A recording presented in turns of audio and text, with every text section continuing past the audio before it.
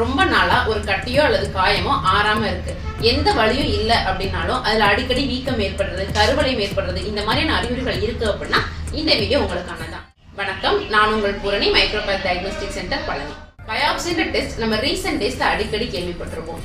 நம்ம வாழ்க்கையில உணவு முறை, உடற்பயிற்சி முறை இதெல்லாம் மாறும்போது நம்மளுடைய உடல் நலமும் கேள்விக்குறியாகுது. அதனால ரொம்ப நாளா வலியோடயோ அல்லது வலி இல்லாமலோ ஒரு கட்டி நம்ம உடம்புல இருக்கு அப்படின்னா அதை பத்தி நம்ம தெரிஞ்சுக்கிறது ரொம்ப அவசியமானது.